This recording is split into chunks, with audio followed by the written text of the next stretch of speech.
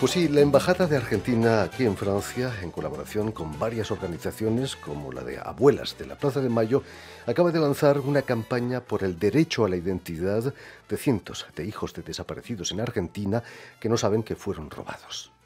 Las cifras oficiales cuentan más de 500 bebés robados y hasta la fecha solo 116 han recuperado su verdadera identidad. Estos niños nacieron en centros de detención en los que sus madres estaban secuestradas, mantenidas en vida hasta el parto para confiar después los bebés a familias allegadas al régimen. La caída del gobierno militar en 1983 suscitó una huida al extranjero de cómplices de la dictadura, llevándose posiblemente a cientos de bebés robados a Europa o a otras partes del mundo. Y para hablarnos de esta campaña y de su propia experiencia de recuperación de identidad, tenemos con nosotros a Mariana Zaffaroni Islas. Buenas tardes, Mariana. Buenas tardes, Sharon. Quien ha venido acompañada por María del Carmen Esquef, embajadora de Argentina en Francia. Buenas tardes, señora embajadora. Y sobre todo, agradecerles a ambas de haber aceptado nuestra invitación. Permítanme que explique antes que nada que Mariana Zaffaroni Isla nació el 22 de marzo de 1975. Un año después fue secuestrada junto a sus padres, ambos uruguayos, en el marco del Plan Cóndor. Fue localizada en 1983 y gracias al Banco Nacional de Datos Genéticos recuperó su identidad en 1993. Mariana, hasta los 16 años creías que te llamabas Daniela, Sí, Daniela Furci. tal cual. ¿Cómo reaccionaste cuando alguien te dijo que había sido robada siendo bebé? Bueno, realmente para mí fue muy difícil en ese momento aceptar. Yo no sabía mucho lo que había pasado en la historia de mi país. Sabía lo que se escuchaba en la tele o se leía en los diarios, que no era mucho, no tenía la difusión que el tema tiene ahora. Pero realmente a mí que a los 16 años me dijeran que me llamaba de otra manera y que cumplía los años otro día y que la única familia que yo conocía no era mi familia, para mí fue una bomba, algo terrible. ¿Lo creíste en primera instancia? Yo ya sabía de la búsqueda porque había visto los afiches, las publicidades, las fotos. Pero a mí lo que me decían hasta ese momento, la familia que me criaba, era que esa nena no era yo, que había una confusión, que esa familia estaba buscando una nena, pero que esa nena de la foto no era yo. Y durante muchos años yo les creí. Y después cuando se hizo el análisis de sangre no había mucha duda posible. No había lugar a la duda. Por mucho que a mí me disgustara que esa fuera la verdad, realmente no podía ir en contra de lo que decían los análisis genéticos. He leído, Mariana, que tu infancia fue maravillosamente feliz. Normal, absolutamente. Absolutamente. ¿Nunca sospechaste, nunca sentiste una diferencia física con tus padres? No, de hecho yo tenía tal grado de convencimiento de que ellos eran mi familia que me veía parecida, todo, o sea, sí. Mariana, ¿es cierto que el nacimiento de tu hija te ayudó a comprender cosas que antes no entendías? Desde muchos aspectos, algunos aspectos muy, muy personales e íntimos, pero fundamentalmente a entender lo que una madre siente por un hijo, lo que son los lazos de sangre, entender por qué mi familia biológica me había buscado durante tantos años y por qué no habían claudicado en la búsqueda, pero además fue de alguna manera, digamos, durante todo el tiempo que yo intenté resistirme a mi historia y a mi identidad y a mi nombre y a mi familia, de alguna manera estaba gastando un montón de energía en resistir algo que no podía cambiar. Y de alguna manera cuando yo tuve a mi hija es como que pude, usando una analogía, parir la verdad. Dejé de luchar contra eso y de a poquito lo fui aceptando, que también fue un proceso, no es que de un día para el otro cambió todo, pero estuve más abierta a aceptar lo que había pasado, la familia que tenía, el nombre, la fecha de nacimiento, cómo se habían dado las cosas. Sí, fue radicalmente el cambio. Las cosas no cambian de un día para el otro, No. pero sí hubo un momento. ¿Cómo fue el primer encuentro con tu abuela paterna, por ejemplo? El primer encuentro con mi abuela, o sea, en realidad el encuentro se dio en el marco del juzgado que estaba llevando la causa judicial y estaban mis dos abuelas y mis dos tías por parte de mi papá. Fue en el año 93 y el recuerdo que yo tengo es uno de los más feos de mi vida. Realmente fue una situación muy tensa, muy fría. Yo no quería estar ahí, no quería saber nada con ellas, estaba muy enojada porque yo sentía que ellas lo único que habían hecho era venir a arruinarme la vida feliz que yo tenía. No lograba entender por qué motivo habían hecho todo eso. Me llevó muchos años aceptarlo y entenderlo. Y también la sensación de que, por lo menos con mi abuela materna me pasó que ella, yo lo sentía así, que ella esperaba encontrar a mi mamá, no a mí. Y que yo iba a parecerme a mi mamá y que yo iba a correr diciéndole gracias, abuela, qué suerte que me encontraste, y nada más lejos de eso. Entonces era como que la situación no le cuadraba a nadie, ni a mí con ellas, ni a ellas conmigo, y yo sentía que estaba absolutamente por obligación ahí.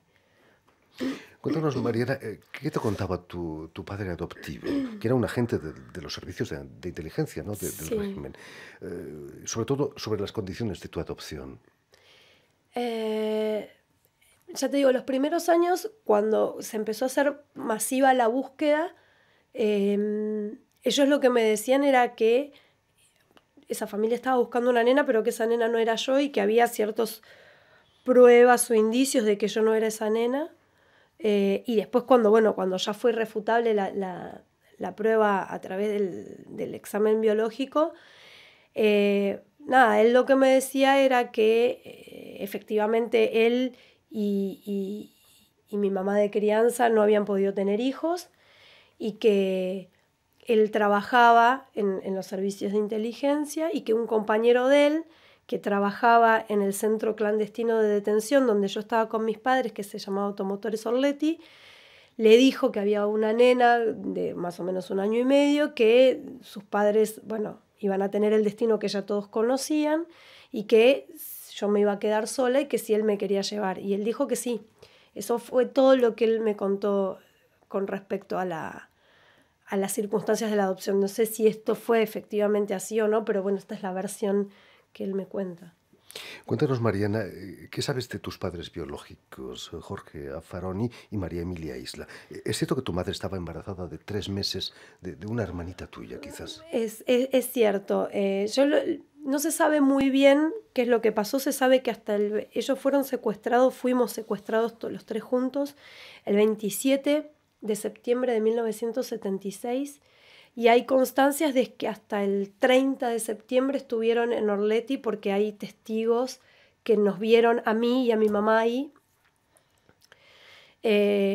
Después las informaciones que hay sobre investigaciones que se hicieron en Uruguay es que entre el 5 y el 6 de octubre habría habido un vuelo clandestino donde todos los detenidos de Orleti habrían sido llevados a Montevideo, habrían sido trasladados a otro centro de detención y luego los habrían asesinado allá, pero de nada de esto hay pruebas fehacientes, ni de que ellos hayan ido efectivamente en el vuelo, ni de que el destino después haya sido ese.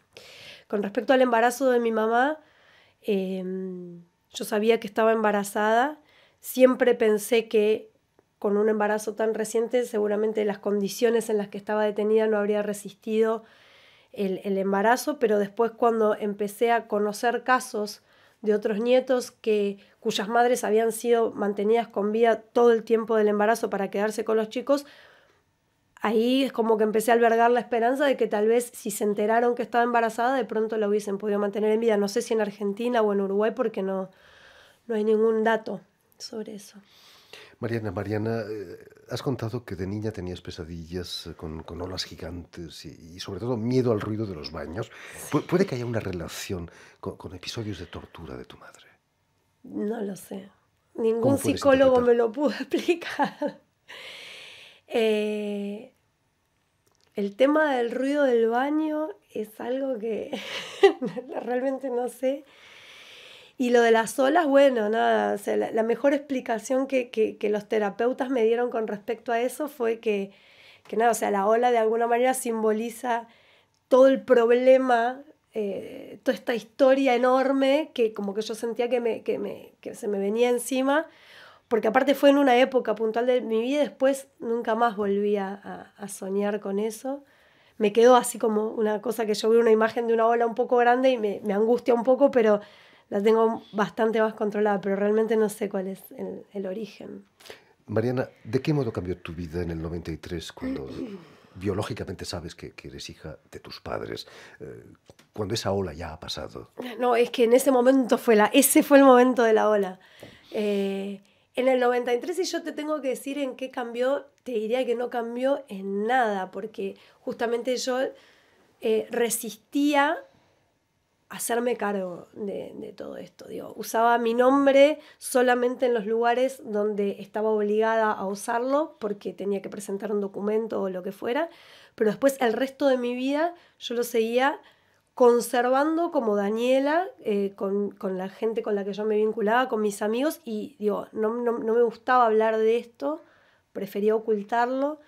Y mi familia que vivía en Uruguay me llamaba de vez en cuando, me escribía o venían a visitarme, pero si ellos no hacían nada para verme, yo no movía absolutamente nada. O sea, yo tenía el convencimiento de que si yo no usaba mi nombre y no llamaba a mi familia, esto no me iba a pasar. O sea, yo estaba absolutamente convencida de que funcionaba así. De hecho, en esa época a mí me parecía que me funcionaba porque yo seguía con mi vida. Y por lo tanto,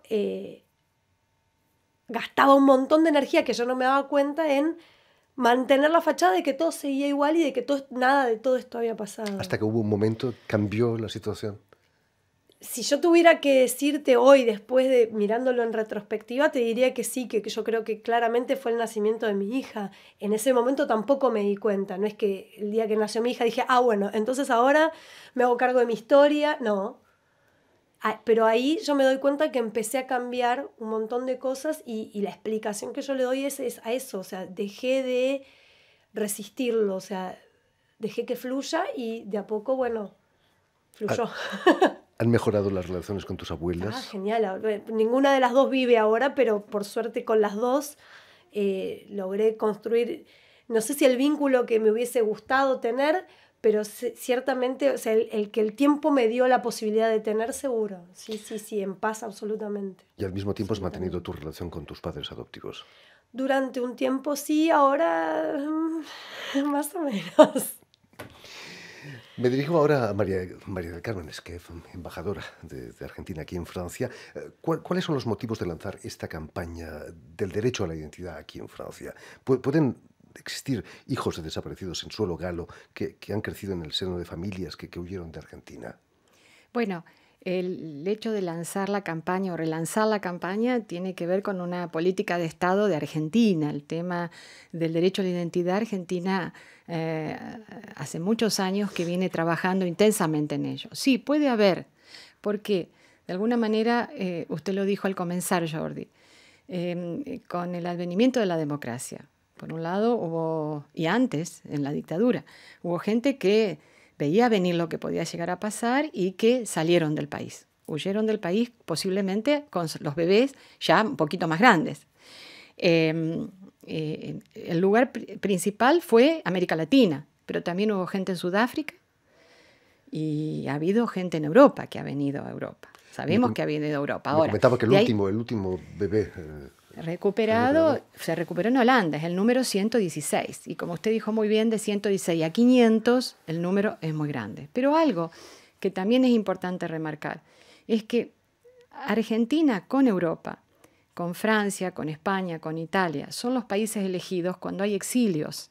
Llámele el exilio que usted quiera. El político o el exilio económico o el exilio, la aventura. O sea, ¿por qué no? Alguien ya de 20 años no vino aquí a conocer Europa o a quedarse en Europa. Hay otros elementos, Jordi, que tiene que ver además con quienes empezaron esta lucha. Usted sabe que la política de derechos humanos en Argentina tiene una fuerte base que es los movimientos de la sociedad civil. Y en ese sentido, madres y abuelas de Plaza de Mayo son un baluarte. Todo ese grupo generacional hoy es muy grande de edad.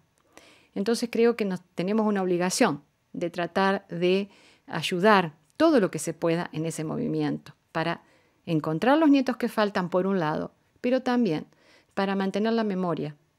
Es decir, en Argentina pasaron cosas terribles.